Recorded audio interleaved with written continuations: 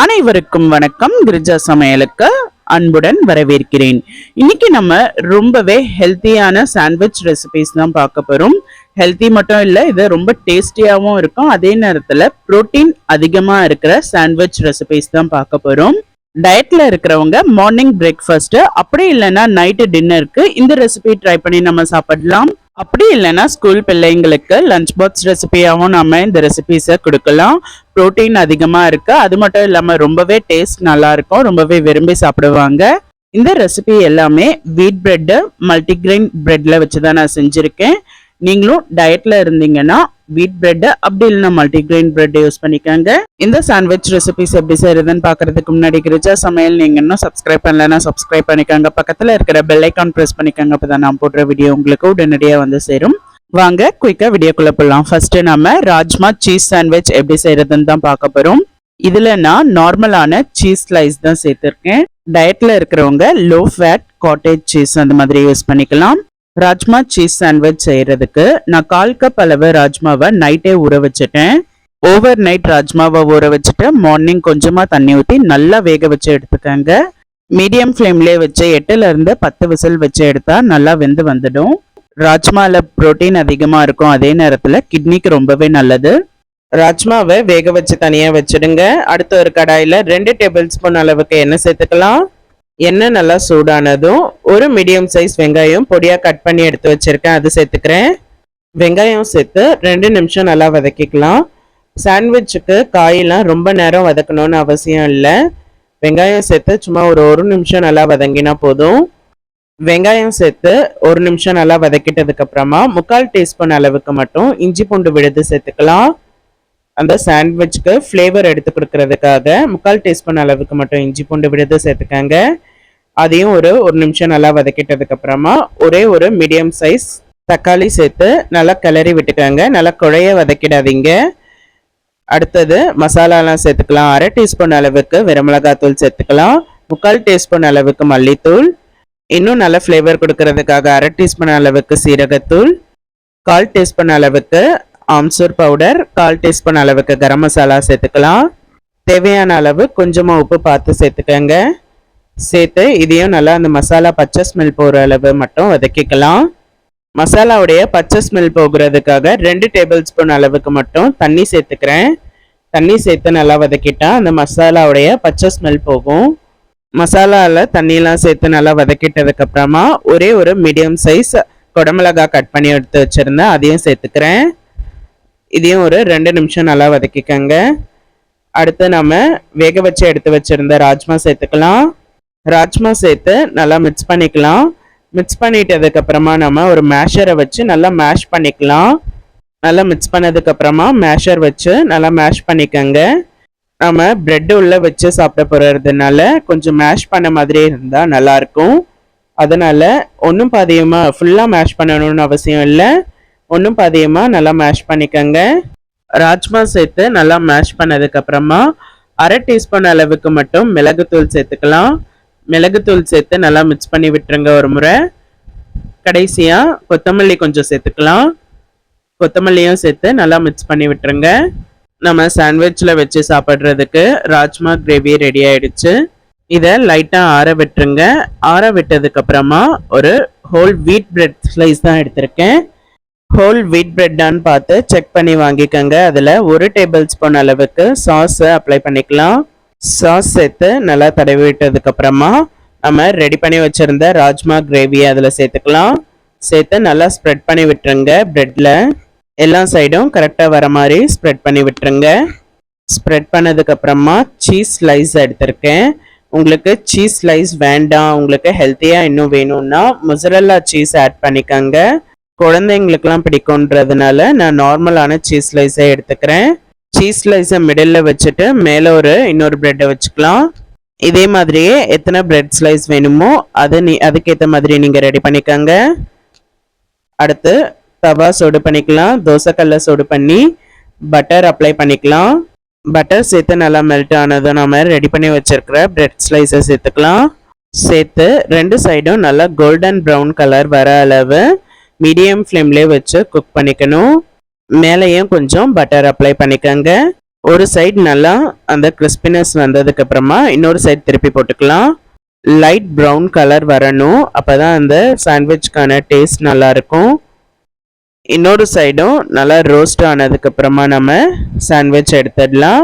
இப்போ நம்ம சூப்பரான ராஜ்மா சீஸ் சாண்ட்விச் ரெடி ஆயிடுச்சு. இதில் உங்களுக்கு சீஸ் வேணும்னா நீங்கள் சேர்த்துக்கலாம், அப்படி தேவையில்லைன்னா நீங்கள் ஒமிட் பண்ணிடுங்க. நீங்கள் சீஸ் ஸ்லைஸ் தான் சேர்க்கணும்னு இல்லை, எந்த சீஸ் வேணாலும் உங்கள் தேவைக்கு ஏற்ற மாதிரி நீங்கள் சேர்த்துக்கலாம். இப்போ நம்ம சூப்பரான ராஜ்மா சீஸ் சாண்ட்விச் ரெடி ஆயிடுச்சு. இதை கட் பண்ணி நீங்கள் லஞ்ச் பாக்ஸ்க்கு கொடுத்து அனுப்பலாம். மார்னிங் பிரேக்ஃபாஸ்ட்டுக்கு, நைட் டின்னருக்கு சாப்பிடலாம். நீங்களும் இந்த ஹெல்த்தியான ராஜ்மா சீஸ் சாண்ட்விச் உங்கள் வீட்டில் ட்ரை பண்ணி சாப்பிட்டு பாருங்கள். மார்னிங் அவசரமாக ஆஃபீஸ் போகிறவங்களுக்கு இந்த ரெசிபி யூஸ்ஃபுல்லாக இருக்கும். அடுத்து நம்ம ப்ராக்கோலி பன்னீர் பிரெட் டோஸ்ட் எப்படி செய்கிறதுன்னு பார்த்துடலாம். அதுக்கு ஒரு பாத்திரத்தில் தண்ணி, மஞ்சத்தூள், உப்பு சேர்த்து நல்லா கொதிக்க விட்டுருங்க. சூடான தண்ணியில் மீடியம் சைஸ் ப்ராக்கோலியை எடுத்து நம்ம கட் பண்ணலாம் வேண்டாம், அப்படியே அந்த கொதிக்கிற தண்ணியில் ஃபுல் ப்ராக்கோலியை சேர்த்து 5லேருந்து 10 நிமிஷம் அப்படியே விட்டுருங்க.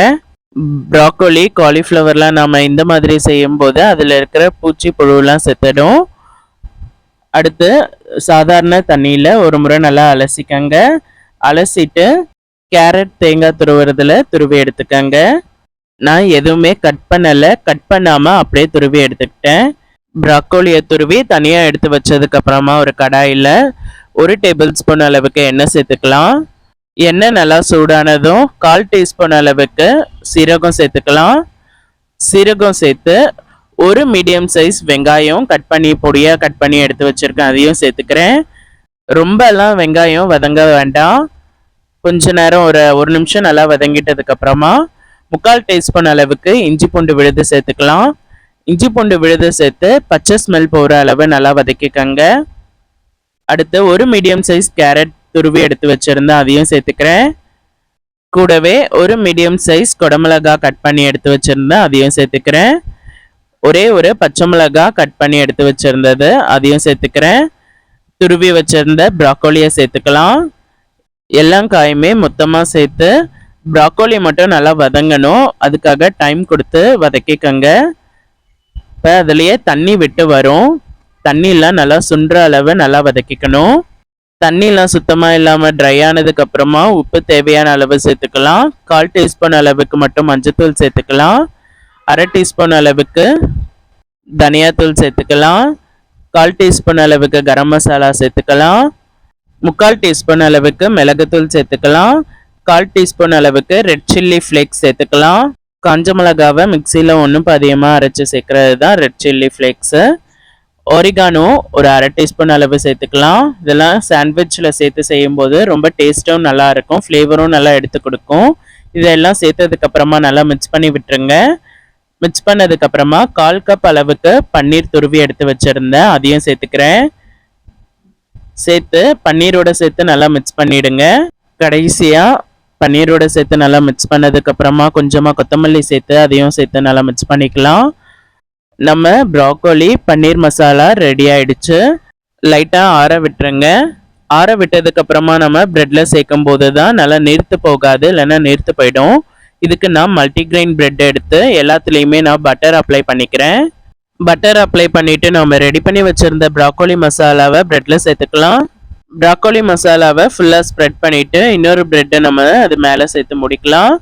அடுத்து தோசை தவாவை சூடு பண்ணி பட்டர் அப்ளை பண்ணிவிட்டு 2 சைடும் கோல்டன் ப்ரௌன் கலர் வர அளவு நம்ம 2 சைடும் டோஸ்ட் பண்ணி எடுத்துட்டா சுவையான ப்ராக்கோலி பன்னீர் சாண்ட்விச் சூப்பராக ரெடி ஆகிடும். மேலேயும் பட்டர் அப்ளை பண்ணிவிட்டு 2 சைடும் ஈவனாக ரோஸ்ட் பண்ணி எடுத்துக்கோங்க. நம்மளுடைய சுவையான ப்ராக்கோலி பன்னீர் சாண்ட்விச் சூப்பராக ரெடி ஆகிடுச்சு. நீங்களும் உங்கள் வீட்டில் இந்த மெத்தடில் ட்ரை பண்ணி பாருங்கள். அடுத்து நம்ம மூங் தால் டோஸ்ட் எப்படி செய்கிறதுன்னு பார்த்துடலாம்.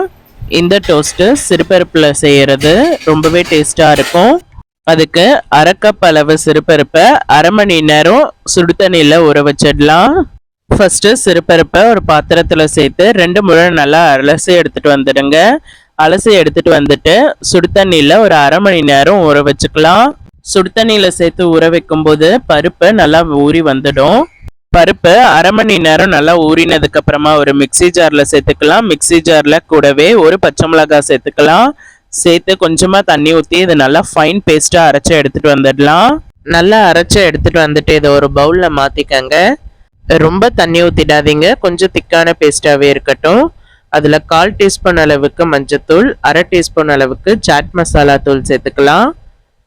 சூப்பர் மார்க்கெட்லேயே சாட் மசாலா தூள்லாம் இருக்கும். பெப்பர் பவுடரு 3/4 டீஸ்பூன் அளவுக்கு சேர்த்துக்கலாம். தேவையான அளவு கொஞ்சமாக உப்பு சேர்த்துக்கலாம். ஒரு மீடியம் சைஸ் கேரட்டை துருவி எடுத்து வச்சிருக்கேன், அதையும் சேர்த்துக்கிறேன்.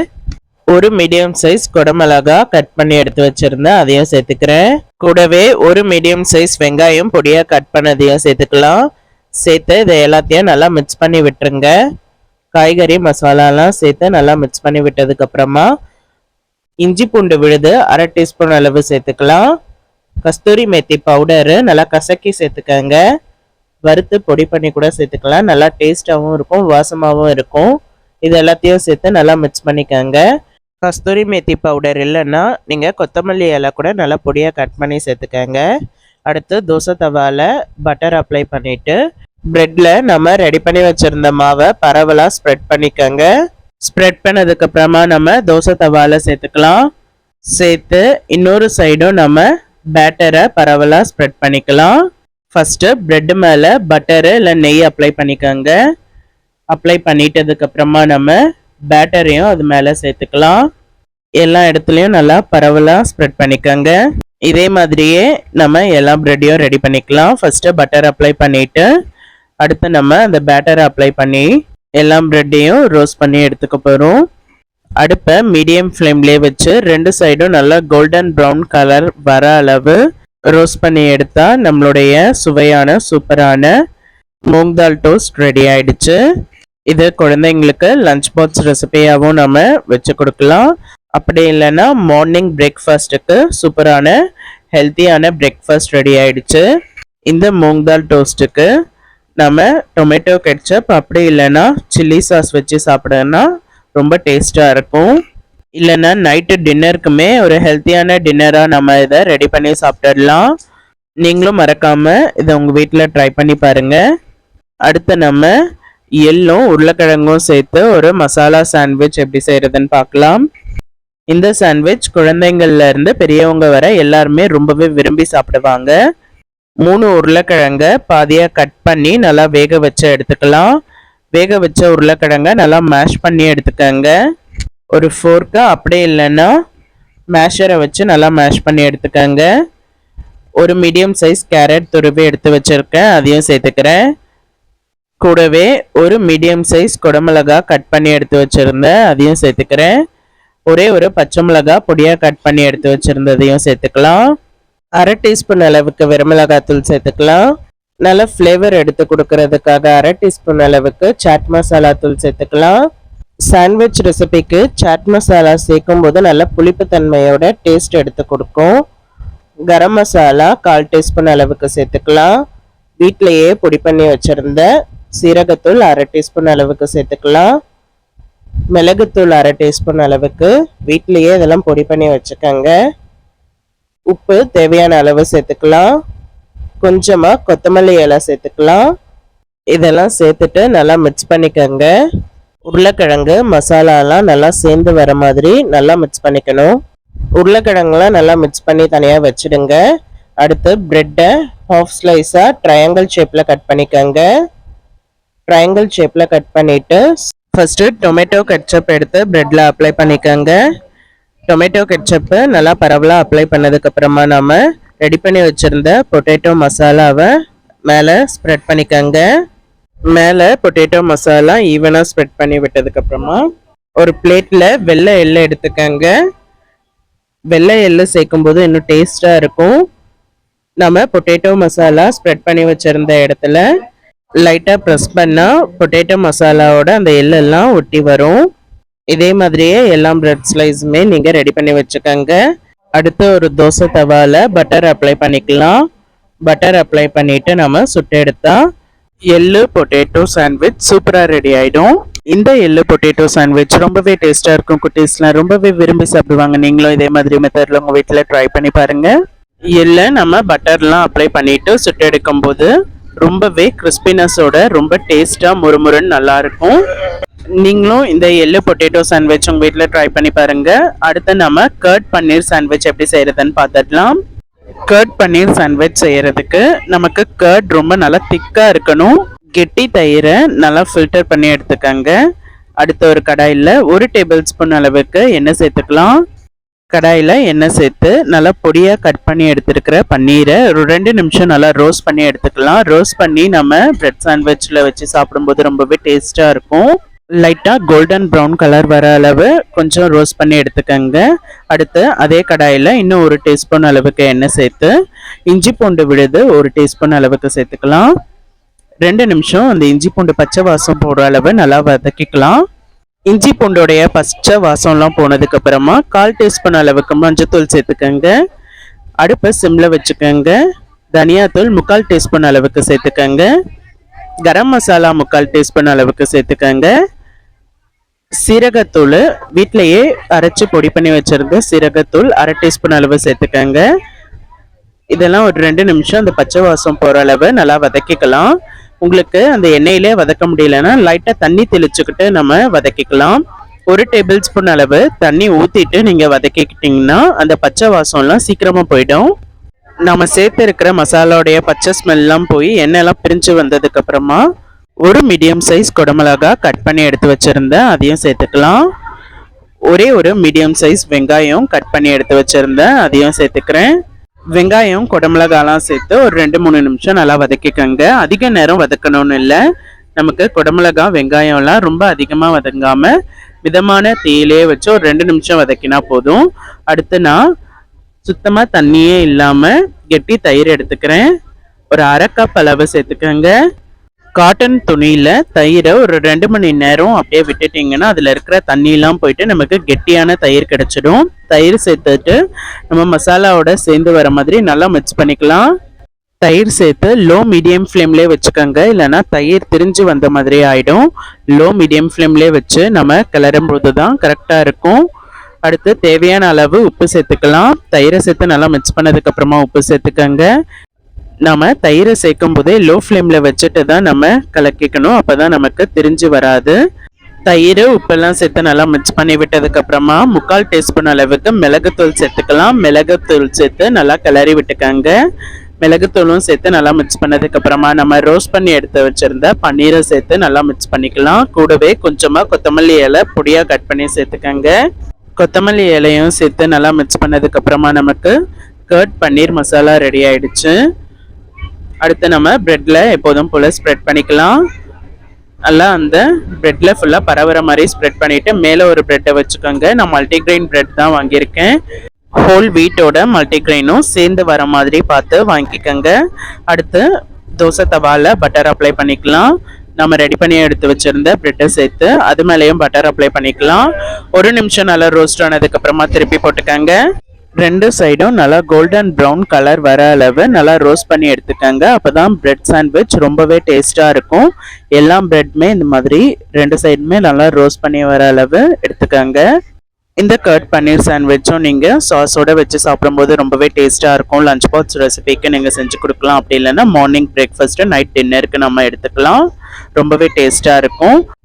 அடுத்து நம்ம மிக்சட் வெஜிடபிள் மசாலா சாண்ட்விச் எப்படி செய்கிறதுன்னு பார்க்கலாம். இதில் எல்லா காய்கறியுமே நம்ம விருப்பத்துக்கு ஏற்ற மாதிரி சேர்த்துக்கலாம். அதுக்கு ஒரு கடாயில் 1 டேபிள் ஸ்பூன் அளவுக்கு எண்ணெய் சேர்த்துக்கலாம். ஒரு மீடியம் சைஸ் வெங்காயம் பொடியாக கட் பண்ணி எடுத்து வச்சுருந்தோம், அதையும் சேர்த்துக்கலாம். காய்கறியெல்லாம் நிறைய சேர்க்காதீங்க. வெங்காயம் 1 நிமிஷம் நல்லா வதங்கினா போதும். வெங்காயம் சேர்த்து 1 நிமிஷம் நல்லா வதங்கிட்டதுக்கு அப்புறமா 2 பச்சை மிளகாய் பொடியாக கட் பண்ணி எடுத்து வச்சுருந்தோம், அதையும் சேர்த்துக்கலாம். பச்சை மிளகாவையும் சேர்த்து வதக்கிட்டதுக்கு அப்புறமா 10 பீன்ஸ் பொடியாக கட் பண்ணி எடுத்து வச்சிருந்ததை சேர்த்துக்கலாம். ஒரு கைப்பிடி அளவுக்கு பச்சை பட்டாணி சேர்த்துக்கலாம். இதில் நமக்கு என்னென்ன காய்கறிலாம் நமக்கு விருப்பமானதாக இருக்கோ எல்லாத்தையுமே சேர்த்துக்கலாம். பச்சை பட்டாணி பீன்ஸ் வேகிறதுக்கு கொஞ்சம் லேட் ஆகுன்றதுனால இது ஒரு 3-4 நிமிஷம் நல்லா வதக்கிக்கங்க. இந்த காய்கறி சேர்த்து மட்டும் ஒரு 3-4 நிமிஷம் நல்லா வதக்கிக்கலாம். அப்போ தான் பட்டாணிலாம் நல்லா வெந்து வரும். 3-4 நிமிஷம் நல்லா வதக்கிட்டதுக்கு அப்புறமா ஒரே ஒரு மீடியம் சைஸ் குடமிளகா கட் பண்ணி எடுத்து வச்சிருந்தது சேர்த்துக்கலாம். ஒரு கைப்பிடி அளவு துருவி வச்சிருந்த கோஸு, ஒரு கைப்பிடி அளவு துருவி வச்சிருந்த கேரட் சேர்த்துக்கலாம். இது எல்லாமே சீக்கிரமா வேகக்கூடிய காய்கறிகள் தான், அதனால இதெல்லாம் கடைசியா நம்ம சேர்த்துக்கலாம். பட்டாணி பீன்ஸ்லாம் நல்லா வெந்ததுக்கு அப்புறமா இதெல்லாம் சேர்த்துக்கங்க. இந்த காய்கறி எல்லாம் சேர்த்து எல்லாமே சேர்த்து நல்லா மிக்ஸ் பண்ற மாதிரி கிளறி விட்டா மட்டும் போதும். அதிக நேரம் ஒரு 2 நிமிஷம் கூட நீங்க வதக்க வேண்டாம். தக்காளி எல்லாம் சேர்த்ததுக்கு அப்புறமா நம்ம வதக்கிக்கலாம்.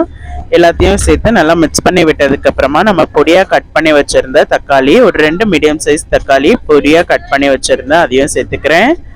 தக்காளி அதிகமாகவும் சேர்க்க வேண்டாம். தக்காளி சேர்த்து ஒரு 2-3 நிமிஷம் நல்லா வதக்கிக்கங்க. தக்காளி சேர்த்து ஒரு 2-3 நிமிஷம் நல்லா வதக்கிட்டதுக்கு அப்புறமா நம்ம மசாலாலாம் சேர்த்துக்கலாம். 1 டீஸ்பூன் அளவுக்கு வெறுமிளகாத்தூள் சேர்த்துக்கங்க. டேஸ்ட்டுக்கு பார்த்துட்டு 1 டீஸ்பூன் அளவு சேர்த்துக்கங்க. தேவைப்பட்டதுன்னா அப்புறமா நம்ம சேர்த்துக்கலாம். அப்படி இல்லைன்னா பெப்பர் பவுடர் கூட சேர்த்துக்கலாம். 1/4 டீஸ்பூன் அளவுக்கு மஞ்சத்தூள் சேர்த்துக்கலாம். கூடவே 1 டீஸ்பூன் அளவுக்கு தனியாத்தூள் சேர்த்துக்கலாம்.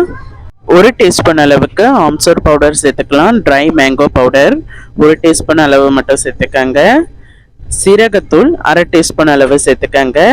மசாலாலாம் நம்ம பார்த்துட்டு டேஸ்ட் பண்ணி பார்த்துட்டு கடைசியாக வேணும்னா கூட சேர்த்துக்கலாம். அதிகமாக சேர்த்துறாதீங்க இடையிலேயே.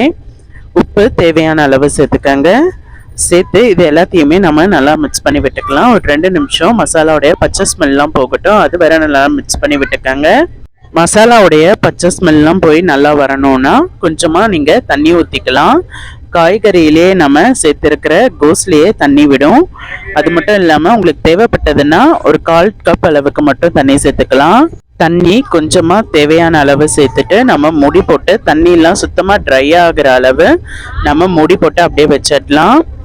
தண்ணி நல்லா ட்ரை ஆகிற வரை இடையில ஒரு 2 நிமிஷத்துக்கு ஒரு வாட்டி ஓப்பன் பண்ணி நல்லா கிளறி விட்டுக்கிட்டே இருங்க. அப்போ தான் நமக்கு தண்ணியெலாம் நல்லா ட்ரை ஆகி வரும். அதிகமாக தண்ணி விடாது, இல்லைன்னா நம்ம மூடி போடும்போது இன்னும் நமக்கு ரொம்ப தண்ணியாகி வந்த மாதிரி ஆகிடும். இந்த மாதிரி சுத்தமாக நமக்கு தண்ணியெல்லாம் இல்லாமல் ட்ரை ஆனதுக்கு அப்புறமா கொஞ்சமாக பொடி பண்ணி வச்சுருந்த கொத்தமல்லியை சேர்த்துக்கலாம். கூடவே இன்னும் கொஞ்சம் ஃப்ளேவர் கொடுக்கறதுக்காக ஒரிகானோ சீசனிங் தேவைப்பட்டதுன்னா நீங்கள் சேர்த்துக்கங்க. அப்படி இல்லைன்னா வேண்டானா விட்டுருங்க. இதுக்கு சேர்க்கும் போது நமக்கு இன்னும் கொஞ்சம் ஃப்ளேவர் அதிகமாக கொடுக்கும். ஒரிகானோ சீசனிங்கும் சேர்த்துட்டு நல்லா நம்ம மிக்ஸ் பண்ணி விட்டுறலாம். தேவைப்பட்டதுன்னா இன்னும் கொஞ்சம் கூட ஃப்ளேவருக்கு கொத்தமல்லி எல்லாம் சேர்த்து நல்லா மிக்ஸ் பண்ணிக்கோங்க. அடுத்து நம்ம 2 பிரெட் ஸ்லைஸ் எடுத்துக்கலாம். நான் மல்டிகிரெயின் பிரெட் தான் எடுத்திருக்கேன். மல்டிகிரெயின் பிரெட் எடுத்து பட்டர் அப்ளை பண்ணிக்கோங்க. பட்டர் அப்ளை பண்ணிவிட்டு நம்ம எப்போதும் போல் பிரெட் உள்ள மசாலா ஸ்டஃப் பண்ணிக்கலாம். ஸ்டஃப் பண்ணி நம்ம ரோஸ்ட் பண்ணி எடுத்தோம்னா நமக்கு சூப்பரான சுவையான வெஜிடபிள் மசாலா சாண்ட்விச் ரெடி ஆகிடும். எப்போதும் போல் 2 சைடும் நல்லா பட்டர் அப்ளை பண்ணிவிட்டு நம்ம ரோஸ்ட் பண்ணி எடுத்துக்கலாம். 2 சைடும் வெயிட் பண்ணி ரோஸ்ட் பண்ணி எடுத்துக்கோங்க. அப்போ தான் நமக்கு கிறிஸ்பியான சூப்பரான டேஸ்டியான சாண்ட்விச் கிடைக்கும். இந்த சாண்ட்விச் ரெசிபிலாம் ரொம்பவே ஹெல்த்தியானதும் கூட, ரொம்ப ப்ரோட்டீன் ரிச் சாண்ட்விச்சும் கூட. நீங்களும் இந்த சாண்ட்விச் ரெசிபிலாம் உங்கள் வீட்டில் ட்ரை பண்ணி பார்த்துருங்க. ட்ரை பண்ணி பார்த்துட்டு எப்படி இருந்ததுன்னு சொல்லுங்கள். மறக்காம கிரிஜா சமையலுக்கு சப்ஸ்கிரைப் பண்ணிக்கோங்க. அடுத்த கிரிஜா சமையலில் வேற ஒரு ரெசிபியில் நான் உங்களை மீட் பண்ணுறேன். என்னுடைய சேனலுக்கு நீங்கள் சப்போர்ட் பண்ணும்போது தான் நான் அடுத்தடுத்து வேறு வீடியோ நான் உங்களுக்கு போடணும்னு ரொம்பவே ஆசையாக இருக்கும். சப்போர்ட் பண்ணுங்கள். அடுத்து வேற ஒரு ரெசிபியில் நான் உங்களை மீட் பண்ணுறேன். நன்றி, வணக்கம்.